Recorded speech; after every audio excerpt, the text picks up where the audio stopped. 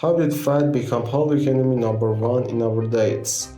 In the 1970s and the 1980s, government guidelines began verifying dietary fat, especially saturated fat, linking it dietary to heart disease. Suddenly, low-fat products appeared to every supermarket shelf. But did years of demonizing fat really improve our health, or did it merely replace a problem, heart disease, with another, such as obesity and metabolic disorders?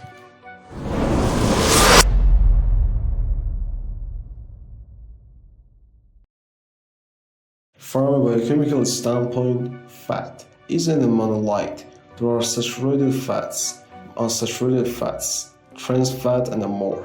Each behaviors differently in your body, yet policy and popular media leave them together, declaring all fat makes you fat and kills your heart.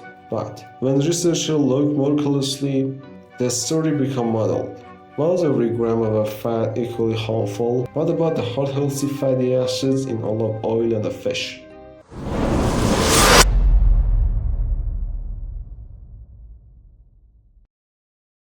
If you open a bottle of extra virgin olive oil, will you believe it's toxic? Hardly. Or the omega-3 capsules, clinicians recommend to patients with a high triglycerides. Would you suspect they are secretly clogging arteries? Fatty acids are loaded with the energy essential for a cell's membrane, hormone production, and nutrient absorption. Saturated fats, long accused of raising LDL, bad cholesterol, are found in the butter, cheese, and red meat. Mono and polyunsaturated fats, think olive oil, avocado, nuts, and fatty acid, and fatty fish, tend to raise HDL, good cholesterol, and may lower inflammation. Trans fat, the true villains created by industrial hydrogenation, increase LDL, decrease HDL, and are unequivocally linked to cardiovascular events.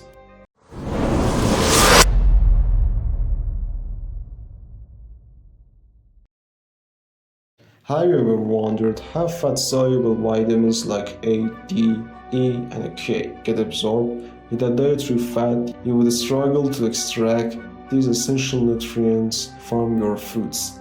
Fat also play crucial roles in cellular structure. Every cell membrane in your body relies on the fatty acids for structural integrity. Hormone synthesis, cortisol and its derivatives form the backbone of a hormone like estrogen, testosterone, and cortisol. Energy storage.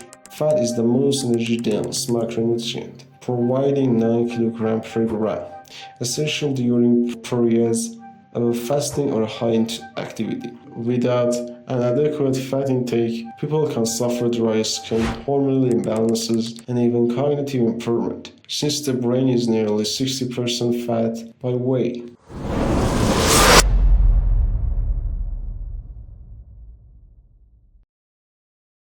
Is there scientific proof that natural unprocessed fats harm your health? Surprisingly, high-quality trials often contradict simplistic low-fat advice. For instance, a landmark randomized controlled trial found that replacing saturated fats with polyunsaturated fats reduced cardiovascular events by up to 20%. Meanwhile, diets higher in monounsaturated fats have been associated with the improved insulin sensitivity and a lower markers of inflammation. But what about observational study? Early large-scale cohort studies suggest that total fat intake wasn't linked to heart disease risk. Instead, the type of fat mattered more than the quantity. In the population consuming high-fat diets rich in fish, nuts, and olive oil, such as those following a Mediterranean patterns, enjoy lower rates of cardiovascular disease and a longer lifespan.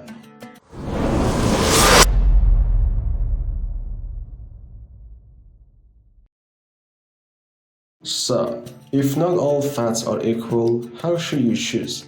Start by asking yourself, is it fat minimally processed, or is it a cheap industrial product?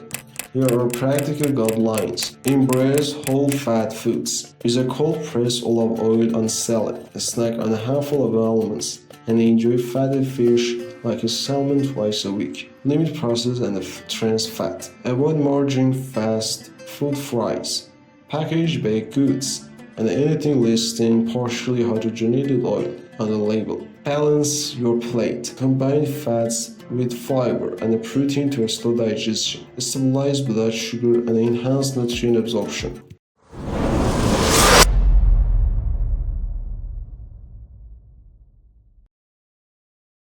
Aim for an omega-6 to omega-3 ratio approximately 4 to 1 or lower to harness anti-inflammatory benefits. Modern day they average 15 to 1 or higher, driven by cheese oils and processed foods, which promote chronic inflammation and a high dose cardiovascular risk. By swapping soybean or corn oil for flaxseed, walnut, or canola oil, and prioritizing fatty fish like salmon twice weekly, you restore balance.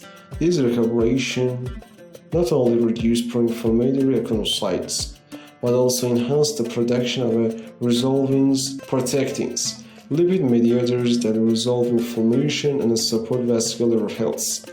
Thoughtful selection, combination of fats, transfer dietary lipids from potential foes into metabolic allies.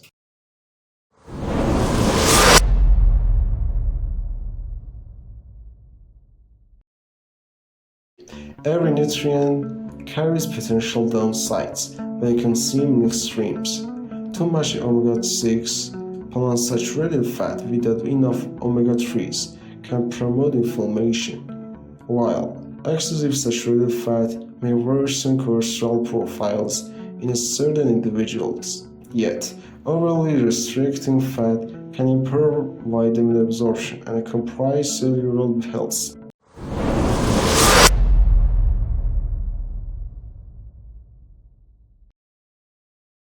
We've come a long way from fearing every gram of fat.